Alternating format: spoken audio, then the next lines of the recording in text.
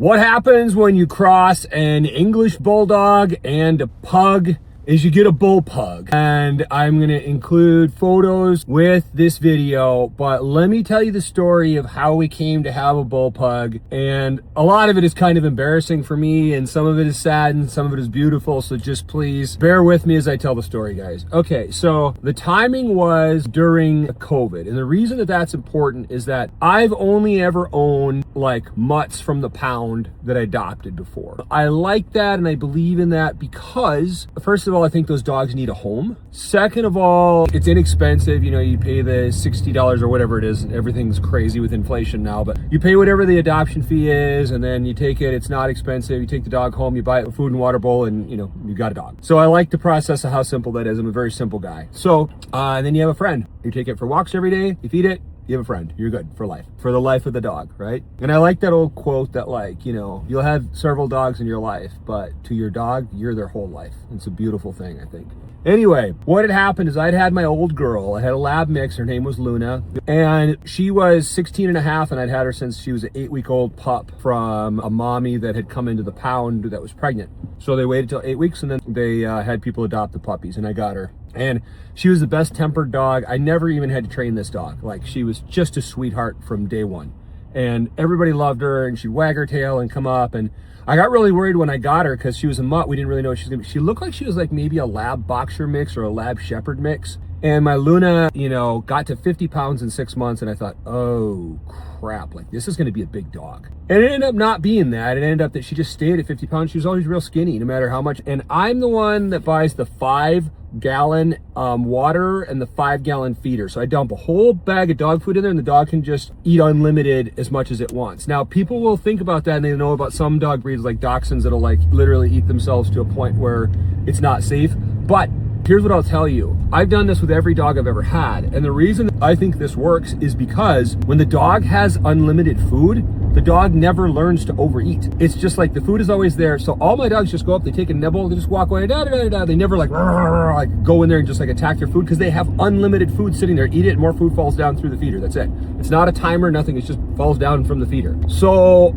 none of my dogs have ever been overweight or overate because of that, because it's just the food's always there, so it's not a big deal to them. Then, so my Luna lived till 16 and a half, and then she passed in my arms at a certain point when COVID had just started. And I had seen many years earlier at a gas station, I had seen an English Bulldog, and this thing was a hammer. I mean, its head was like this big. It was just like, and I was just like, oh my God, this is the most wonderful thing ever. And I thought, when Luna ever goes away, like, if I get my next dog, I want one of these. So I never got a purebred dog before. I read everything about it, about the skin conditions, about the breathing problems, about the hip. I read everything. I knew there was going to be a pain in the ass. But I just wanted one. And this is what happens with dog breeds. You get your heart set on it, and you just want it. So anyway, I waited about 6 months after Luna passed, and I was in COVID, and I was home, and I didn't have any pup. And I was kind of El Depresso, as we all were during COVID, because, you know, we're all home for the first time ever. And it's not like home like, yeah, it's a party. It's like home like, and you're still trying to prove that you're doing your job to your boss, because none of the companies had ever had remote before. So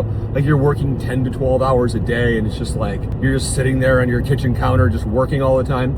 So it was everybody was in a little bit of an El Depresso state. So the point is that I thought to myself, well, I'd never been able to really have a puppy when living by myself. And I was living by myself at the time, and I thought, you know what, if I'm gonna get a puppy, now would be the time, because I can like train it, like, you know, it can be here in the house with it. I'm home every day, all day. I don't have to leave it for all day when it's a brand new puppy. So I was like, I can do this. Anyway, I decided to find an English Bulldog. Well, that's sooner, you know, easier said than done. Because if you don't know, English Bulldogs are not a naturally bred dog most of the time. Most of the time they're artificially inseminated because they're so overbred, and it's such a specific breed. The hip height is not great for breeding. So most English Bulldogs and French Bulldogs, and a lot of other breeds I found out later, come from most of the time artificial insemination. So I've been looking, and that's why often both English Bulldogs and Frenchies at the time started at about $2,500 to get. And I was like, man, that's expensive. Like, this is a lot of money. So I was like, you know, I can't afford this. And anyway, I'd been looking and looking, trying to find one that was closer to like $1,000 to $1,500 if it was the most I had to pay. My daughter had been hearing me talk about this in home, and then she wanted to move home, and you know, she was in between high school and going to college, so she wanted to move home for a bit, and she wanted a pug. So we talked about it, and I was like, well, you can have a pug. We looked it up. They're not nearly as expensive to adopt at the time as English Bulldogs were. And then I'd been looking everywhere, I couldn't find one, and I talked to this breeder, and then the breeder had gotten a hold of me. One of the breeders I talked to early that like didn't have puppies right then was like, well, our English Bulldog got pregnant, and this is like not a time we had quite set up for everything for her to get pregnant again, and they're like, you know, it's not the specific sire that we, you know, the father that we usually use for this, you know, we've got one in the house, and got it pregnant, and we weren't quite ready yet. And he's like, if you prepay in cash, you can have an English, you know, we'll do them at 1,000. And I was like, okay. So I put 1,000 down, and then I waited.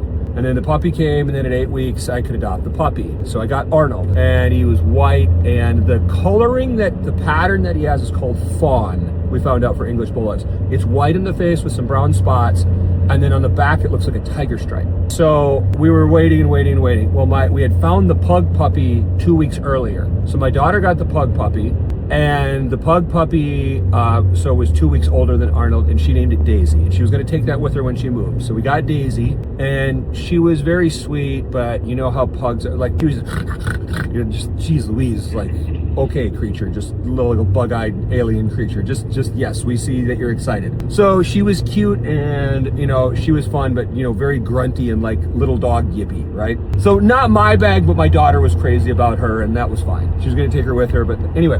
So I got my English Bulldog, and my daughter got her pug. And we had taken them to the vet. I think one of the vet appointments was at about 5 months. And I asked the vet, like, generally, like, when do we need to get these things neutered? Like, spayed and neutered, so that, like, you know, nothing happens and that kind of stuff. And the vet's like, usually between 8 months and a year, people get them neutered, and you know, that way they can avoid. So we kind of had that in our minds that in a few months we're going to come back, get them both spayed and neutered. And it was like a month later, so they were both about 6 months old. Maybe Daisy was 7 months and Arnold was 6 months, right in there. And then I was upstairs asleep, and of course at 3 o'clock in the morning I heard it, and I'll be appropriate here for the video because you know what I heard. And I went down and they were locked. I was so ignorant I didn't even know what the lock was when dogs do their thing and how they get locked together afterwards. Anyway, so of course she got pregnant, and these dogs are 6 months old, both of them, and I'm like, oh geez, the fucking wheeze, they're not even done growing, like this is ridiculous. And then I'm thinking, this poor fucking pug is gonna have English Bulldog puppies in her. How fucking brutally, like, is this gonna go? Like, what monstrosity, first of all, is gonna come from this? And like, how in the world? So we went to the vet again, like, yeah, pregnant. And then the vet's like, it's gonna have to be a cesarean because these puppies are gonna be like, this dog's gonna be maxed. So Daisy was just, from immediately after getting pregnant, seemingly just waddling around the house, hardly able to move. And there's be a sad part to the story, so pre-warn you. So anyway, everybody knows what a natural childbirth would look like. So we had been in when she was supposed to kind of getting close, and they'd scheduled the cesarean for a Thursday. So this was the Sunday before Thursday, and of course it had to be on Sunday, so all the regular vet clinics were closed, and it was going to be extra and everything else. Daisy walked into the kitchen and looked at me. You know, babies are supposed to be born head first for a reason, and there were feet hanging out of her. So sorry, this is the part that's going to be hard for folks. So there's feet hanging out of her. So the baby was in breech, and she had started natural childbirth. And I was like, oh, good God almighty. Jeez Louise. There was not even time to try to get her to the vet. Unfortunately, that first puppy that came out of her was no longer with us, had passed. The scary thing about that, not only was that, and it was heartbreaking, the puppy was almost the same length as Daisy. And I was like, good God almighty, there can't possibly be another one in there, because the damn thing was as long as her and about half as big as her. And then we had, you know, sad, but I was like, I still have to take her in to make sure she's okay. Went into the vet, like, you know, tried to call every vet, and nobody was even answering. Found an emergency vet 45 minutes away, put her and everything, towels and everything, not to be gross, in a laundry basket, drove to the emergency vet, and I was like, this is gonna cost me an arm and a leg. I go into the emergency vet, and they're like, let us see if there's any more puppies in there. I'm like, I don't think there can be, that was fucking nuts.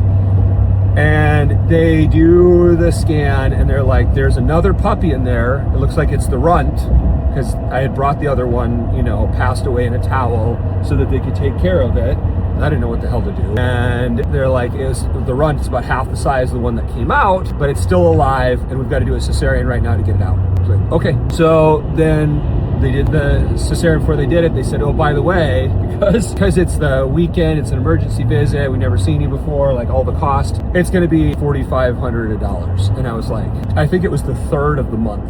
I had just paid rent. And I was like, I've got like $2,200 in my bank account right now. I'm like, I just got paid. I'll get paid again in 2 weeks. I'll give you $2,000 and I'll like eat ramen for 2 weeks and I'll come and give you the rest of my next check. Like, please, like, take mercy on me and let me pay half now and half on my next check.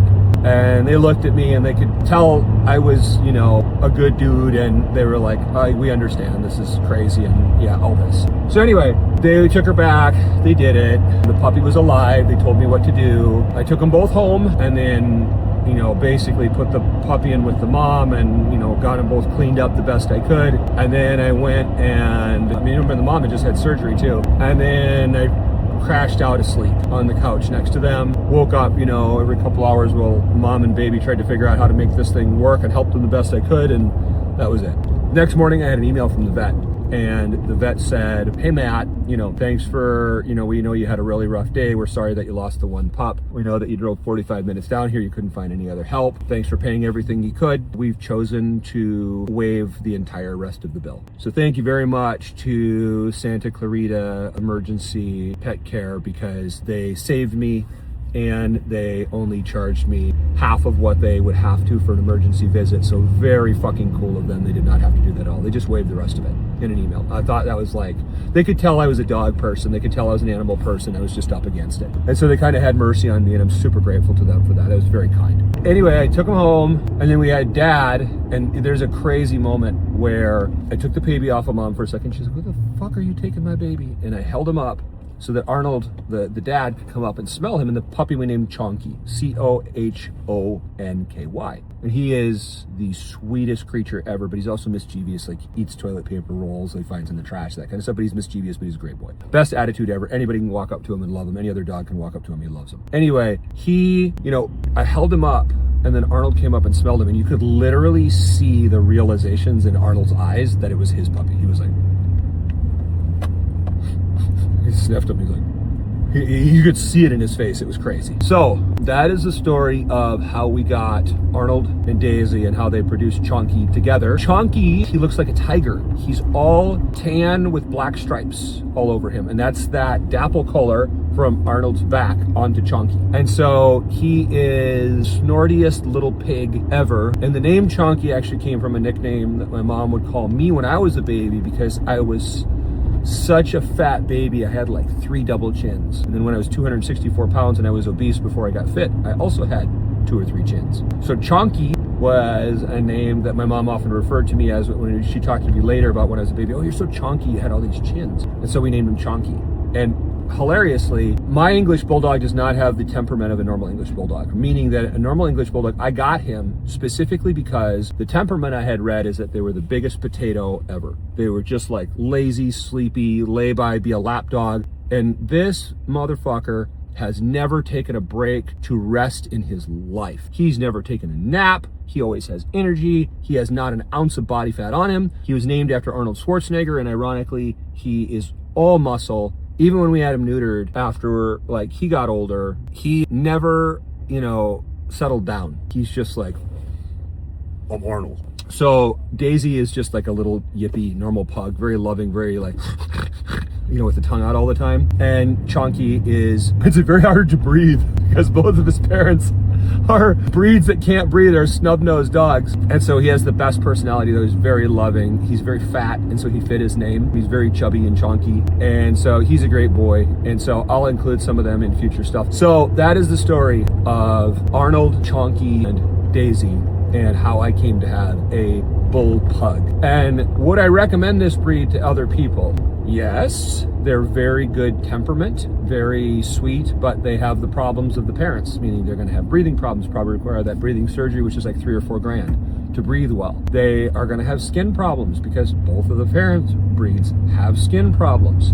Now they'll probably have less of those things because it's a mix.